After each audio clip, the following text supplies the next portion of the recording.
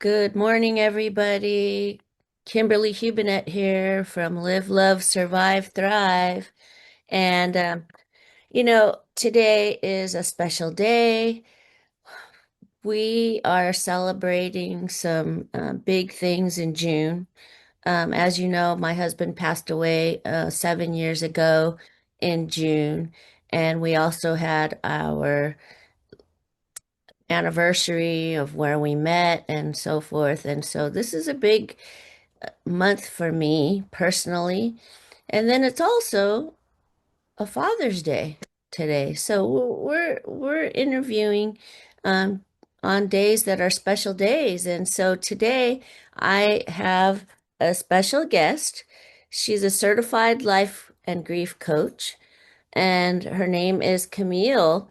And I met Camille through the internet, and basically uh, she has a great story to share.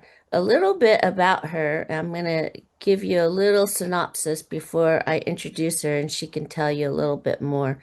Is that she's a certified life coach and grief coach, including trauma coach, who helps people rebuild meaningful, purposeful lives after devastating loss. So she's had the experience of the suicide of her 18-year-old son. And then she also had the end of a 27-year-old marriage and multiple life-altering changes. So Camille combines life wisdom and practical coaching tools to help people move beyond survival and into transformation. So her conversations are real and they're raw, and she says that she loves helping people. And let's introduce her, and she can tell a little bit about herself. Hey, Camille, how are you? Good morning. I'm doing great today. How are you doing? Good. So when we spoke a little earlier, you were telling me about, your career prior. You want to tell everybody a little bit about your prior history and then how you came into this new life. Sure. Well, it started out from the beginning of my adult years. I was a hairstylist and owned my own salon for 35 years. And I really had a lot of creativity, so I loved doing hair. But after so many years, it became more of a relationship business. My clients would come in and sit in my chair, and we'd get started working on their hair or whatever we were doing. And they'd say, I knew I needed to come in and talk to you. So it became more of a talk business and helping clients achieve whatever it is they were struggling with, and different ways of looking at life. And then and I did that for many years and I loved it. Unfortunately, doing hair is very physical and it had a lot of hard side effects, frozen shoulders and so forth. So I was getting a little bit tired of doing the hair, but I loved the relationships. And then when my youngest son died in 2010, I found the universe brought me new clients and they too had lost children. And I was helping them through their grief by just sharing what I did and how I helped myself. And it inspired me so much. I learned about coaching and I decided I wanted to do that because that is something I could do forever. As long as my brain is operating, I could help people do that. And it wouldn't have the physical side effects of doing hair. So I just started working on a way to get that done. And I did. And so here I am coaching people and helping them through some of the worst struggles in life and the deepest miseries. And I just find it to be so fulfilling, right? Because it's really being of service in this life of mine. Yeah. So you've been doing this for 15 years. Do you still do hair at Oh, all? yeah, of course I do. You Of do. course I do. It started when uh, I did hair and coaching, and then the pandemic hit, and I decided to close my shop because I couldn't work, and I had a wretched landlord, and so I was so scared and miserable, like everybody else. And my husband at the time said, "Why don't you just close the shop and just do your coaching?" And I was so loyal to my clients, I didn't know how to do that.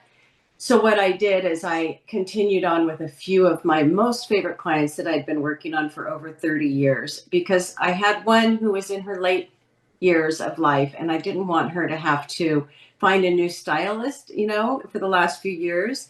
And so I thought, well, I'll just keep doing her. And then it was, oh, but if I do her, I could also do her or him or whoever, and so yeah, it's more like a hobby now that I care for some of my friends' hair, basically.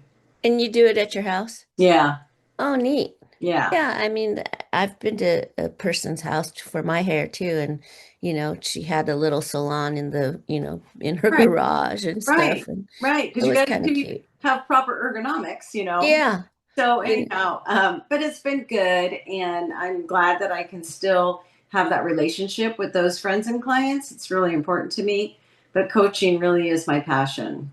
oh, nice. Yeah, So I know we talked about what it meant to you and how you do. Can you explain a little bit about the loss of your son and how it made you feel and catapult you into this yeah. coaching? Well, it's kind of a long story, I guess, because it's a huge story. How does one do it, right? Right. I'll start with my son. He was a very challenging child. There was always something a little bit wrong in his head, and he was amazing at the same time. A great athlete, very popular. Everybody enjoyed him, but he also had a dark side. And when he went dark, he went really dark, and he was very difficult to be around. So there was a lot of I would say, call him a love hate relationship, because the dark side was nearly impossible to deal with. Teachers gave up, coaches gave up, because it got so dark. But I was his mom and I could never give up. So I always had to be in it with him.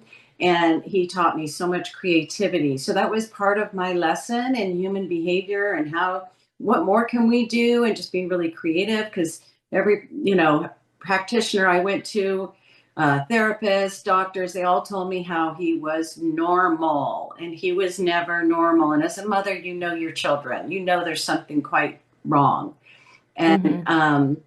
when it's wrong, it's wrong, but we couldn't put our finger on it ever. So there wasn't really any help for me with him. It was just all on me: patience, resilience, creativity, and lots of love.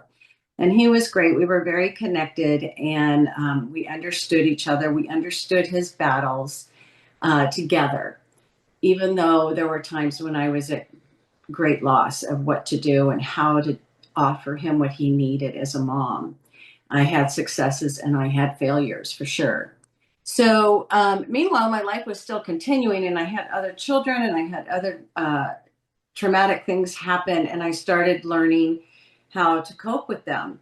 And I think my best teacher was Byron Katie's work of learning how to love what is in life.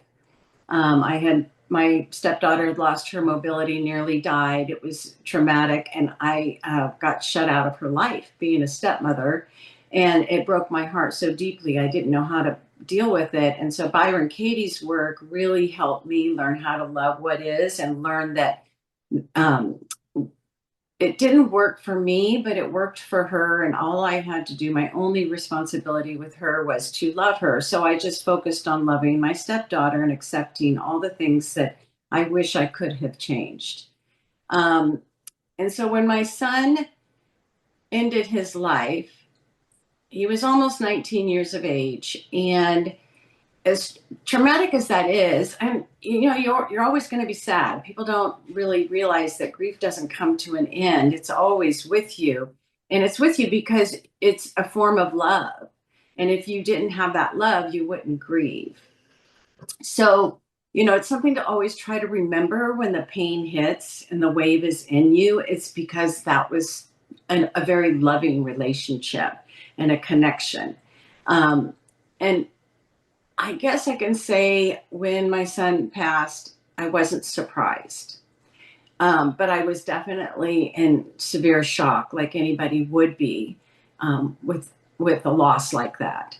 And you go through all the spirals of crazy thinking, all the misery, and you go through moments of being numb and frozen and not knowing.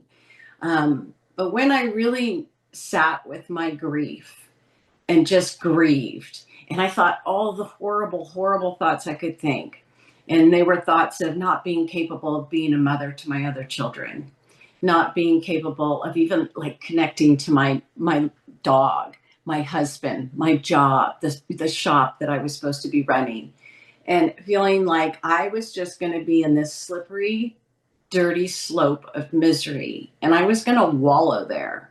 And it was just all what I started observing about myself. And I'm going really fast with this. It did not move this quickly. But what Mm-hmm. I was really aware of is that all my thoughts were very selfish. It was all about me. I was never going to be happy. I was never going to smile again. And when I started hearing this, I was like, oh my God, I'm being a victim. And I don't like being a victim. I like thriving and finding my way through life. So I really started questioning my thoughts. And I could see that I was creating my own misery by the way I was thinking about it. And I could be happy. I imagined, what if you ran into a new batch of litter of puppies? Are you not going to be happy to see these puppies, or how about your grandchildren whenever they arrive? Are you going to be happy? So I could realize that I was lying to myself. Of course I'm going to be happy. And as I sat in this misery and started questioning all my sentences, I felt like I had more of a spiritual connection, that a higher wisdom came to me and said, you're going to be better. And I started laughing. It's still very emotional for me because it was such a moving moment. Like, you're going to be happier than you've ever been because of your sadness.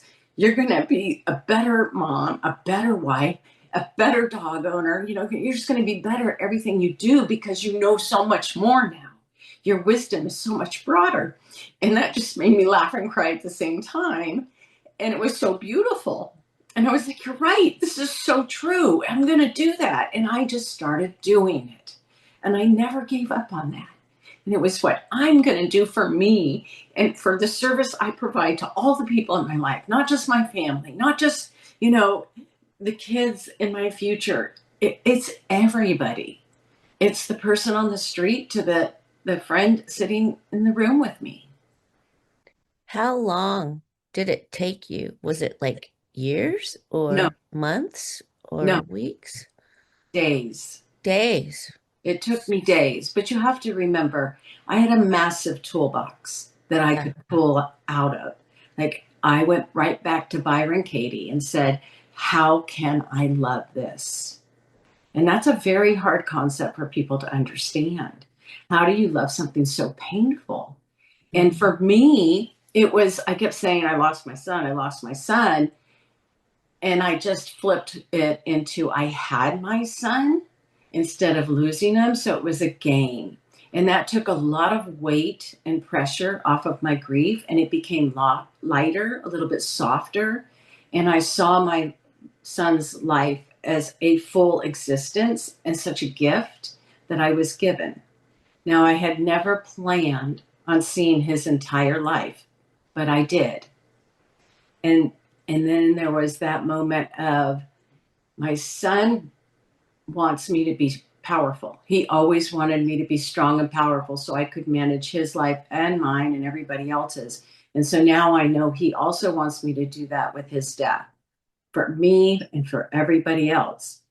I know, and I really feel like we are spiritually connected, me and my son, and that the message is, if I can be more powerful because he existed, then I am extending what he gave to me, which is an extension of his life. And that to me is much more powerful than being sad and miserable and feeling what I lost versus what I gained. And so I have a question for you about that. Does he ever, like, is his presence around you at all, or Yeah. do you believe in that, or what do you think about that? Yes, I think he is with me all of the time. And some of the kids, and when I say that, his friends and the siblings say the same thing. Like, they feel something will happen and they'll say, like, Wes was with us today, or this or that happened. So it's fun. We share it as a family. But I also say, like if you're grieving somebody, sit with them in spirit, give yourself time to be with them and just be open your heart. I've done this several times with my son where I'm just with him and he will come and I will feel him. And it's beautiful. It's very emotional, of course, but I'm always so grateful. Like, thanks for just letting me know you're here. And Hmm. sometimes well, probably most of the time, it's because I am feeling him and grieving him and letting that be with me. And then he'll just show up and just kind of be there. Other times it's just almost like a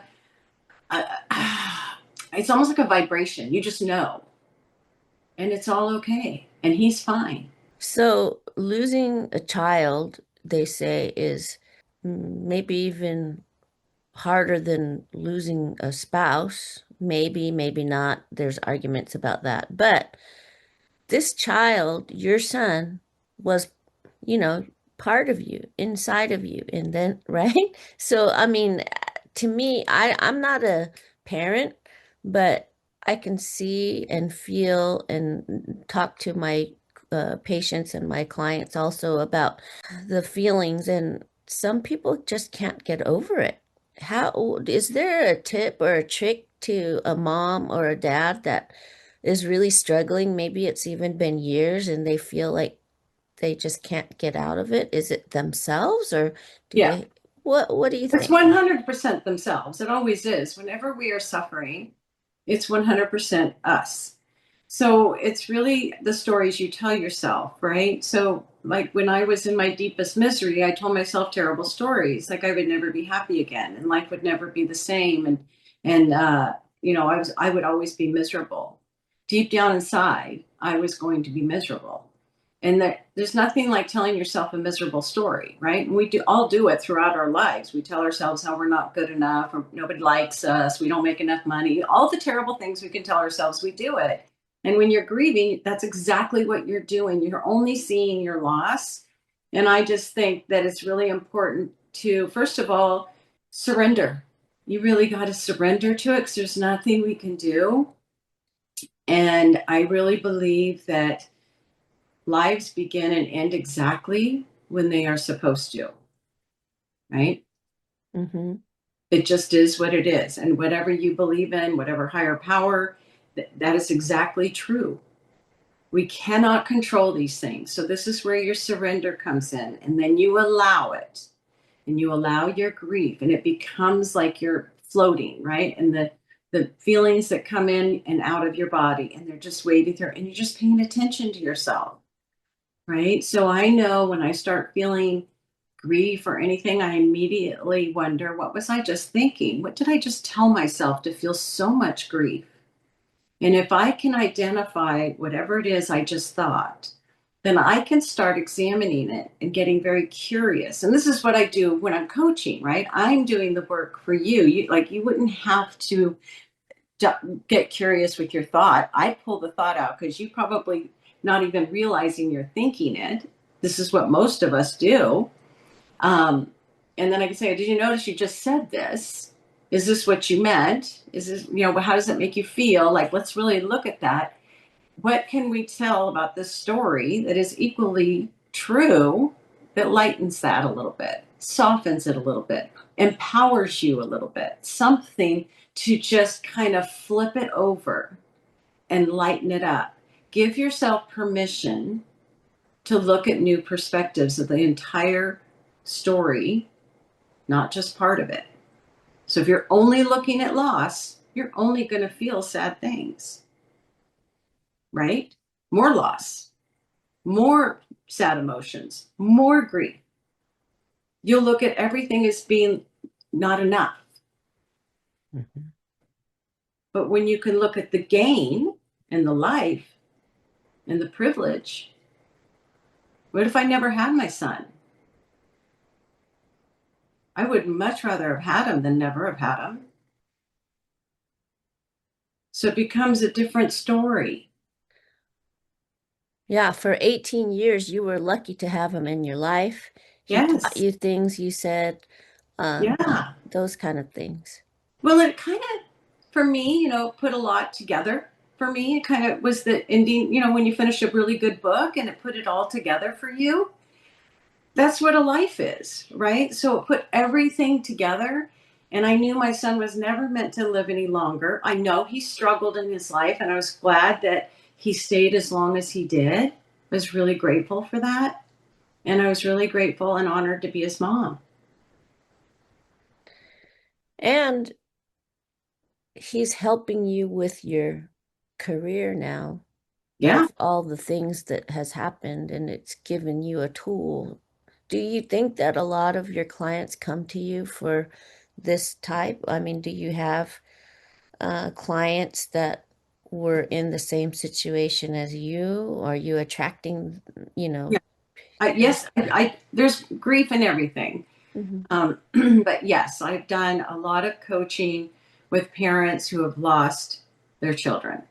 I've also coached a lot of people who are going through a divorce and they're feeling a lot of grief and loss from that. There's also grief when and I think a lot of parents can relate to this when your children get older and they're not doing what you think they should be doing or what you believe they would do. And they go through grief trying to control it. Maybe they have a substance problem, right? I mean, there's grief that shows up. And so it's just really working through that to understand, like, what is it that we believe that's making ourselves so miserable?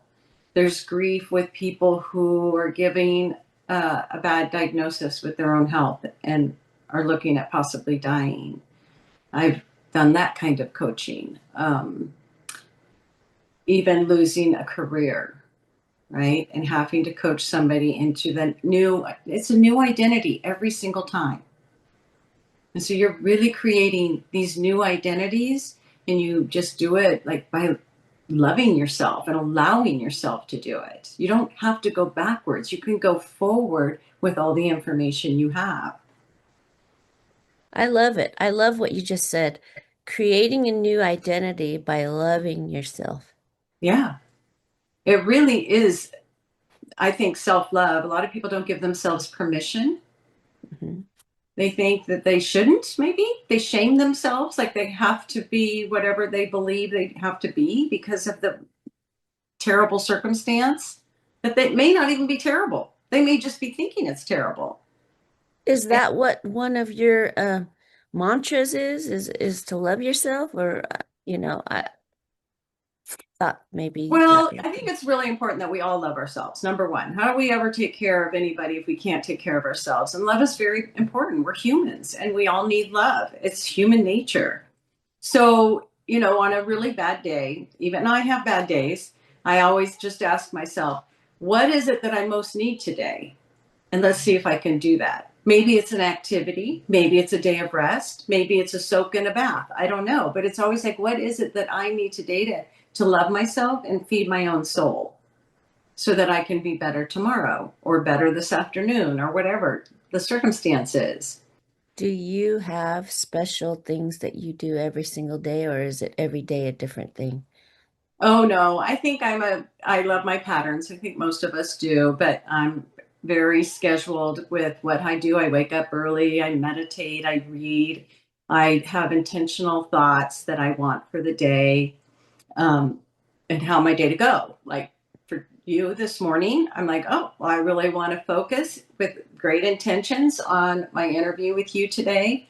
And I look forward to that, right? So it's a very positive experience for me. But and then I go for a walk and get some fresh air and enjoy the morning because I am definitely a morning person and really kind of fill out the rest of my day. I love to do stuff. So I'm not one who's going to say I'm going to sit and read a book for the day. I would rather be moving. Hmm. So I have usually a day full of different types of movement. It might be cleaning my house or gardening or going for a workout or just a relaxing walk on the beach since I live on the coast. Nice. Oh, Yeah. yes, you do. Um, wanted to go back to your family. Ha- Do you feel like they were affected, and are they thriving also now? Are you helping them? It's a really good question. It's a loaded question. Mm, Um, everybody is grieving. Um, everybody was devastated. My oldest son was another form of grief for me because he actually found his brother, and his brother hadn't quite died yet. So he died in his brother's arms. So that's another mhm, loaded form of grief I had to carry because I knew he was traumatized in a way that nobody wants for anybody. And so my what I thought was interesting, and I was very observant of myself when this happened, even though my son had literally just died and I should be falling apart, screaming, crying. I wasn't. I was so concerned for my other son. And I had to get to him because I was away. I was out of town when this happened.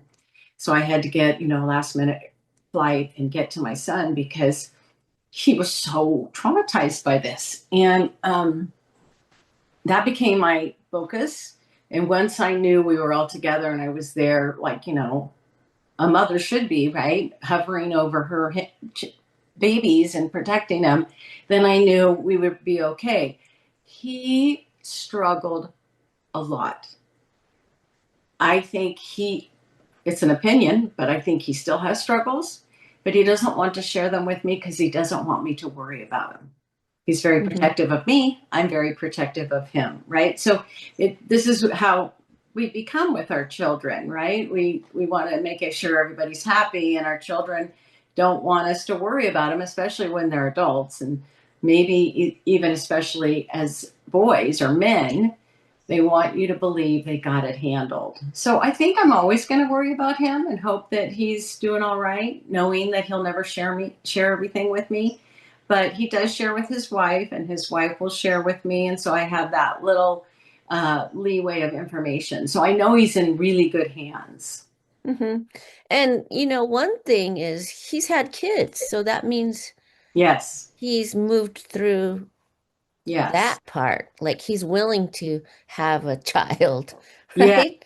Right. Yeah. Yeah. And they had twins, so it's double the impact sort of thing. But it's super fun, and they're doing a great job, and I'm just really proud of him.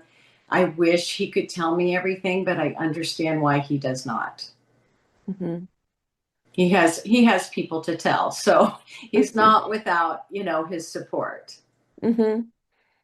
You know, um, so you've been doing this for a while now, Mhm. coaching, Yes. coaching your clients when they had their hair done, and now you're coaching others. And so you're like a mama bear I kind of am. coaching. And what would you say that people can get out of a coach? Who needs a coach? What's a Yeah. coach all about? Well, coaching is really showing you the tools and giving you the tools, teaching you the tools to help yourself. And, where with like a lot of therapy, you're really processing things. And you do process things with coaching, but it's not therapy. So I think coaching and therapy work really well side by side. Um, I love to teach my clients how to coach themselves so that they can really catch themselves where they're getting hung up in life and it's holding them back or slowing them down.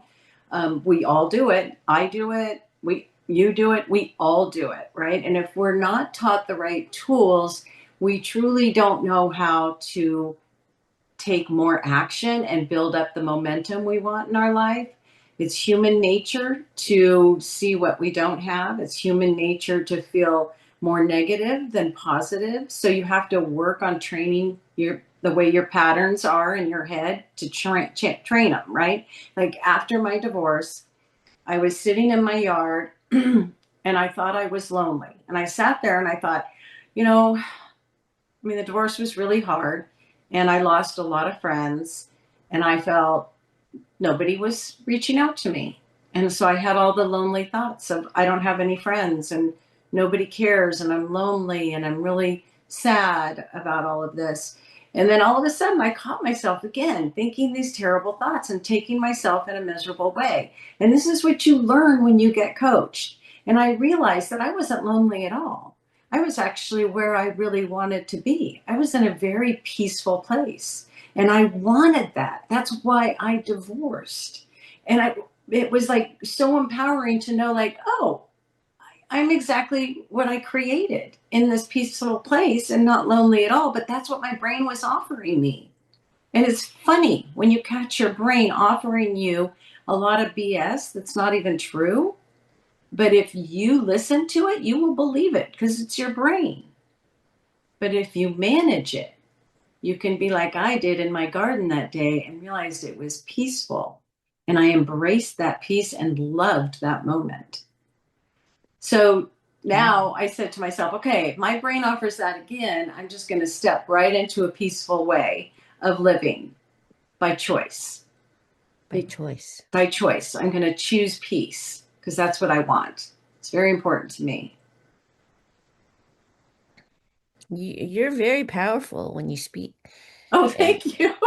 you know what? Some of the listeners, they're going to be on Spotify, they're going to be on the podcast, they're going to be on different platforms where they don't see your beautiful face and your Aw, beautiful skin thank, and your beautiful hair. So I thank don't you. want you to look at my hair because, you're a hairstylist. I gotta, right? But I mean, I look at you and I think, wow. You really are who you say you are and what you do, and the devastating things that you've been through in your life.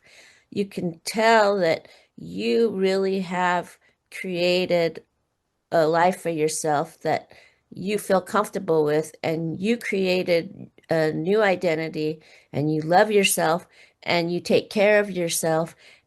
And ladies and gentlemen, I think it's, obvious that Camille, in her words and even her presence and her physical presence and being, I mean, I feel like she has embraced life, empowered life, and is really thriving. Because that's what this is all about. I interview people who have lived, loved, survive, and thrive, Yeah. and so I think that that's you. What does live, love, survive, thrive mean to you? For me, I mean, that really is living your best life. You're living in your life. You are in the present moment. You are loving it and you are coping with it. You are surviving any struggles you have and you thrive from them because every struggle is really just a lesson to become better, right? You get to learn new tools with every challenge you face. And if you can look at life that way, then you can see that you will have more resilience, more capacity and capability to do anything you choose to do. And it creates a momentum for you to be you and really embrace it and love it. Are you only online for your clients, or do you see them in person also? How do they get you? How do Right. they get to talk I to you? do. I work over Zoom Hmm. and they can contact me. My website is yourcoachcamille.com. And you can also email me at yourcoachcamille@gmail.com. And you can call me. My phone number is 831-246-1038. And you could also see it in the transcripts too later on when we send out this podcast. But thank you so much. I mean, this has been really helpful for me as well as learning something about you, and also for the listeners out there, those that have struggled with losing a child. This is especially calling to you.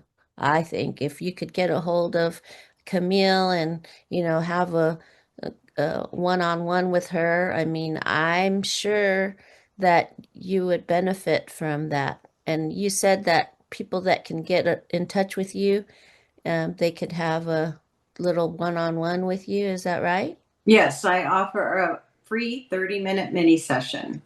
Nice, Yes. nice. Is there anything else that you would like to say to the audience? Give them a tip or a thing that might help them today.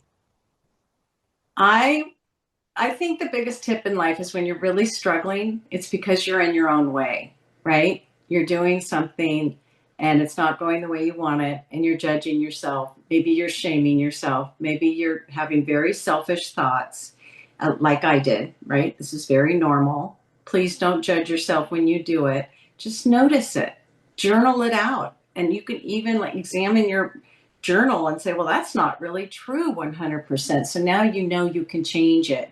You can change your storyline to create momentum and the results you want to create within your life. One last thing. I always ask my interviewees. I love cooking and I love food. That's what my Chinese part of my community is all about, cooking and eating. So, do you have a special recipe? It could be anything that you love to cook, and do you have a little recipe that you want to share with us? Oh my gosh. Well, I love to cook as well. And I love to eat really whole organic foods. So gardening and cooking are a great passion of mine, and I get to eat very, very well every single day of my life. I like to support really good farmers. I mean, it's a passion of mine. So when you say a recipe, I have probably thousands of recipes and they're all amazing. So I don't know that I could pick one off the top of my head right now, but I think it's really important to have a relationship with the food you eat so that you get the most nutrients out of it, and you're enjoying it in the moment. Your body will absorb it better because of the energy you're giving it. And then if it the resources go all the way back to the way it was produced and farmed, you're also feeding the planet back with that really positive energy and helping yourself. So you're going to be healthier and you're going to feel better. And so is the world we stand on, right? Um, but I like all foods. So I don't know that I could pick one right off the top of my head. My fallback, happy, feel good food is always chicken, rice, and vegetables. And, I will always be happy with that. Nice. Yeah. Yeah. Okay, folks. Well, you've heard it today on Live, Love, Survive, Thrive.